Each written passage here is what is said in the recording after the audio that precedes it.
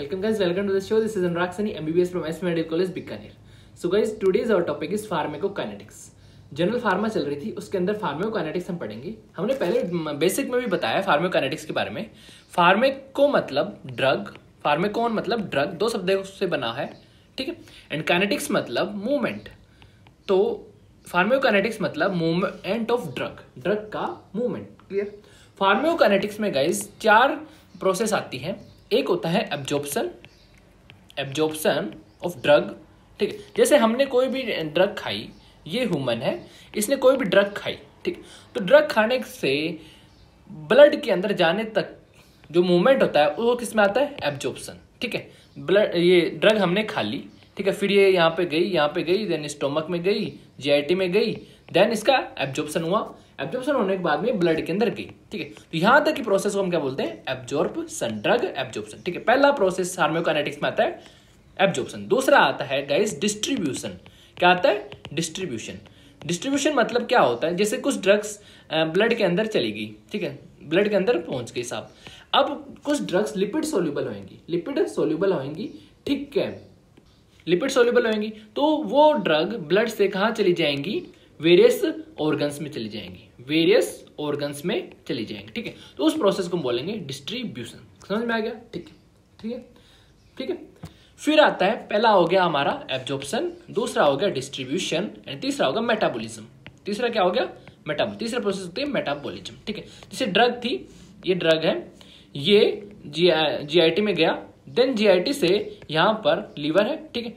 हेपेटोपोर्टल system आप जानते हो, वहां जीआईटी से लीवर में चला जाएगा, ठीक है। उससे लीवर के अंदर जाने पे ड्रग का क्या होता है? मेटाबॉलिज्म होता है, ठीक है। ड्रग का क्या होगा? मेटाबॉलिज्म होगा। एंड देन जो बची हुई ड्रग है वो एक्शन शो करेंगी। क्लियर, ठीक है। मेटाबॉलिज्म होने के बाद में देन फिर लास्ट में क्या आता है? एक्सक्रीशन। लास्ट में क्या होता है? एक्सक्रीशन। तो फार्माकोकाइनेटिक्स में बेसिक देखें तो 4 चीजें आएंगी: absorption, distribution, metabolism and excretion, ठीक है। आज हम पढ़ने वाले हैं ड्रग एब्जॉर्प्शन। तो ड्रग एब्जॉर्प्शन क्या होता है वो हम बताते हैं, ठीक है। जैसे ये बॉडी है, ठीक है, गाइस, ये आपका जीआईटी हो गया, देन ये स्मॉल इंटेस्टाइन, लार्ज इंटेस्टाइन, ठीक है। तो मूवमेंट ऑफ ड्रग, इस बॉडी ने एक ड्रग खाई, और ये ड्रग देन जीआईटी में गई, देन जीआईटी में जाने के बाद में ये क्या हुआ? इसका एब्जॉर्प्शन हुआ, एंड देन एब्जॉर्ब होने के बाद में ब्लड स्ट्रीम में गई, ब्लड के अंदर पहुंच गई। तो जो मूवमेंट ऑफ ड्रग है फ्रॉम रूट ऑफ एडमिनिस्ट्रेशन, यहां से लेकर ब्लड स्ट्रीम तक पहुंचने तक का जो मूवमेंट है ड्रग का, वो किसके अंदर इंक्लूड होता है? ड्रग एब्जॉर्प्शन के अंदर इंक्लूड होता है। तो movement of drug from the site of administration, यहां से हमने खाई, इनटू द ब्लड स्ट्रीम तक जाने तक का जो सफर है उसे क्या बोलते हैं? Drug absorption. ड्रग एब्जॉर्प्शन एक सफर है, सुहाना सफर।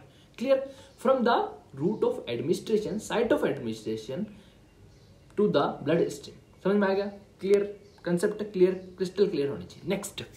नेक्स्ट हम बात करें कि कौन कौन से फैक्टर हैं जो ड्रग एब्जॉर्प्शन को इन्फ्लुएंस करते हैं। सबसे पहले ड्रग कैसी है, ड्रग का नेचर कैसा है, फिजियोकेमिकल प्रॉपर्टी ड्रग का कैसी है, वो बहुत डिपेंड करेगा कि उसके एब्जॉर्प्शन की physiochemical property of the drug, ठीक है, कैसी है, उस हिसाब से ड्रग का एब्जॉर्प्शन डिसाइड होगा। क्लियर।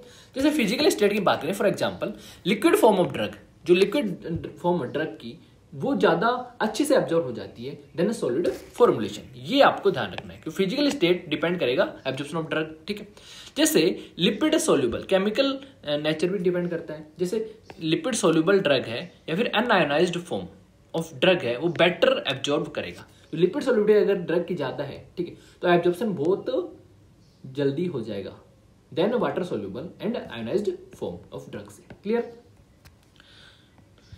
पार्टिकल साइज पे भी एब्जॉर्प्शन डिपेंड करता है। जैसे ड्रग का पार्टिकल साइज अगर स्मॉल है तो इजीली एब्जॉर्ब हो जाती है ड्रग देन लार्ज वन से। फॉर एग्जांपल माइक्रोफिन, aspirin, digoxin and griseofulvin are well absorb from the gut, ठीक। ये जो है ड्रग, ये स्मॉल साइज की होती है, स्मॉल पार्टिकल साइज होता है इनका, तो ये जो ड्रग्स हैं ये वेल एब्जॉर्ब हो जाती हैं गट से। तो कौन से फैक्टर हो गए? कौन से फैक्टर हमने देखे? फिजिकल स्टेट मतलब liquid form of drug are better absorb, lipid soluble drug better absorb, and unionised form of drug better absorb, and the drug which are small in size are better absorbed.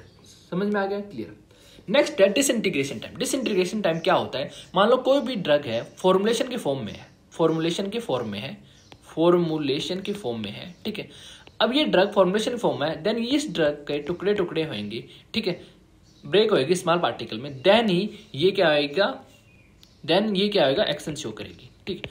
तो formulation से लेके जो small particle में टूटने का जो समय है, इस पूरे समय को हम बोलते हैं डिसइंटीग्रेशन टाइम। डिसइंटीग्रेशन टाइम क्या बोलते हैं? Disintegration time. Time taken for the formulation to break into small particle and its variation affect bioavailability. और ये डिसइंटीग्रेशन टाइम बायोअवेलेबिलिटी को अफेक्ट करता है। मतलब बायोअवेलेबिलिटी मतलब कितनी ड्रग पहुंच रही है एक्शन शो करने के लिए। क्लियर? समझ में आ गया? रूट ऑफ ड्रग एडमिनिस्ट्रेशन पे भी डिपेंड करता है। जैसे कुछ ड्रग्स हैं जो आईवी रूट से हम देते हैं, आईवी रूट से जो ड्रग्स देते हैं वो क्या होता है, एब्जॉर्प्शन प्रोसेस को बाईपास कर जाता है। एब्जॉर्प्शन प्रोसेस क्या होती है गाइस? एब्जॉर्प्शन प्रोसेस क्या होती है? देखो यहां से ऐसे होता है, मान लो ओरल में दिया हमने तो जीआईटी में गया, देन एब्जॉर्ब हुआ, देन ब्लड के अंदर जाएगा, ठीक। लेकिन हम डायरेक्ट ब्लड के अंदर ही इंजेक्ट कर दें, यहाँ पर वीन है तो वीन से ब्लड के अंदर डायरेक्ट ड्रग को इंजेक्ट कर दें आईवी रूट से, तो एब्जॉर्प्शन की प्रोसेस होएगी नहीं, ठीक है, एब्जॉर्प्शन प्रोसेस होएगी नहीं। तो route of drug admission depend करता है कि जो ड्रग है उसका एब्जॉर्प्शन हो रहा है या फिर वो बाईपास ही कर रहा है। क्लियर? समझ में आ गया? ठीक है।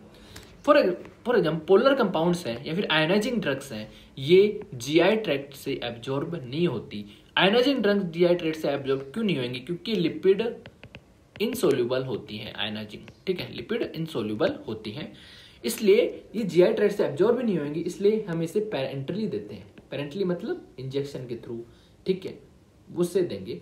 फॉर एग्जाम्पल जेंटामाइसिन हो गया। क्लियर? तो रूट ऑफ ड्रग एडमिनिस्ट्रेशन बताता है हमें कि इसका एब्जॉर्प्शन हो रहा है या फिर बाईपास कर रहा है। जैसे आईवी रूट से देंगे तो बाईपास होता है डायरेक्ट, ठीक है।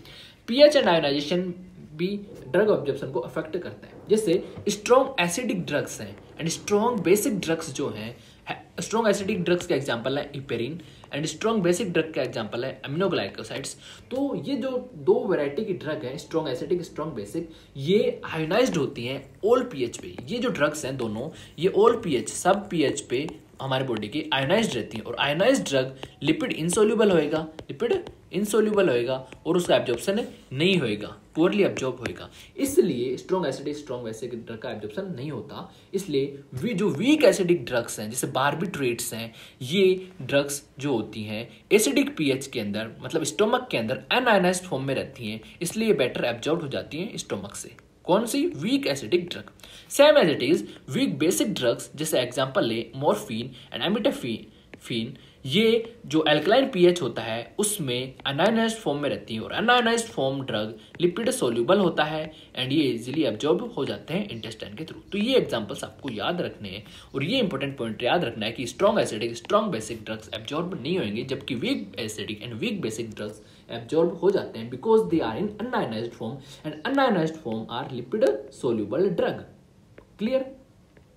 Crystal clear concept. Next, food भी डिपेंड करता है कि एब्जॉर्प्शन हो रहा है ड्रग का या नहीं हो रहा। जैसे प्रेजेंस ऑफ फूड, अगर इंटेस्टाइन के अंदर फूड प्रेजेंट है जीआई ट्रैक्ट के अंदर, तो वो एब्जॉर्प्शन को अफेक्ट करेगा। जैसे food decrease absorption of rifampicin and levodopa, ठीक है, लीवाडोपा और रिफाम्पिसिन का एब्जॉर्प्शन जो होता है फूड डिक्रीज कर देता है। इसलिए इन दोनों ड्रग को हमें एम्प्टी स्टोमक, खाली पेट लेना चाहिए। इसलिए हम कभी कभी बोलते हैं ना खाली पेट हमें कुछ चीज़ें करनी, कुछ ड्रग्स लेनी चाहिए। तो वो जो फूड है इंटेस्टाइन में, वो उनको उनकी जो एब्जॉर्प्शन रेट है उसको डिक्रीज कर देता है, इसलिए हम ऐसा बोलते हैं, ठीक है।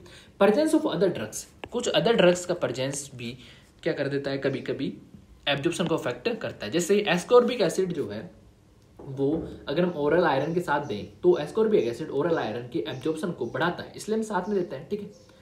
एंटा एसिड क्या करता है, जैसे टेट्रासिलीन है उसके एब्जॉर्प्शन को डिक्रीज कर देता है, इसलिए टेट्रासाइक्लिन के साथ साथ हम कभी भी एंटा एसिड नहीं देते, ठीक है। एरिया ऑफ एब्जॉर्बिंग सरफेस, जैसे नॉर्मली जो ड्रग्स हैं, ठीक है, वो स्मॉल इंटेस्टाइन में ज़्यादा एब्जॉर्ब होती हैं। क्यों होती हैं? क्योंकि वहाँ पर एब्जॉर्बिंग सरफेस जो एरिया है वो ज़्यादा होता है। क्लियर? वो क्या होता है? ज़्यादा होता है। Clear? Because of large surface area, ठीक है, ठीक। तो गाइस हम क्या करें स्मॉल इंटेस्टाइन हम अगर स्मॉल इंटेस्टाइन को कट कर दें, रिसेक्ट कर दें, तो जो है स्मॉल इंटेस्टाइन का एरिया कम हो जाएगा और स्मॉल इंटेस्टाइन में ज़्यादा एब्जॉर्प्शन होता है। तो हम उसको कट कर दें तो एब्जॉर्प्शन रेट डिक्रीज हो जाएगी due to reduced surface area because we resect the gut. Clear, समझ में आ गया। नेक्स्ट अब है कोई जैसे GIT एंड अदर डिजीज होती हैं, उसमें भी बहुत अफेक्ट करता है ड्रग एब्जॉर्प्शन को। फॉर एग्जाम्पल गैस्ट्रोएंटेराइटिस है किसी पेशेंट की, तो गैस्ट्रोएंटेराइटिस पेशेंट में जो पेरिस्टाल्टिक मूवमेंट होता है, जो ट्रैक्ट है उसका जो मूवमेंट होता है वो बढ़ जाता है। ठीक है, पेरिस्टाल्टिक मूवमेंट जो होता है बढ़ जाता है, और पेरिस्टाल्टिक मूवमेंट बढ़ेगा तो ड्रग एब्जॉर्प्शन आपका घटेगा। ये बात ध्यान में रखना है। तो गैस्ट्रोएंटेराइटिस में क्या होता है, ड्रग एब्जॉर्प्शन घट जाता है। ठीक है। एक्लोरोहाइड्रिया मतलब क्या होता है, जो गैस्ट्रिक सिक्रेशन होते हैं, स्टमक के जो सिक्रेशन है उनके अंदर HCl का अब्जेंट रहता है, उस ऐसी कंडीशन को क्या बोलते हैं, एक्लोरोहाइड्रिया। तो एक्लोरोहाइड्रिया अगर हो जाएगा तो आयरन का एब्जॉर्प्शन कम हो जाता है गट के अंदर। तो बहुत सारी डिजीज हैं जो अफेक्ट करती हैं एब्जॉर्प्शन को। क्लियर, तो ये हमारा ड्रग एब्जॉर्प्शन था बेसिक फार्माकोकाइनेटिक्स में। क्लियर, तो अगर नोट्स चाहिए हो आपको तो आप हमारे यहाँ पर संपर्क कर सकते हैं। Clear, thank you guys, stay safe, stay healthy. Channel को लाइक एंड सब्सक्राइब जरूर करिएगा। Thank you guys.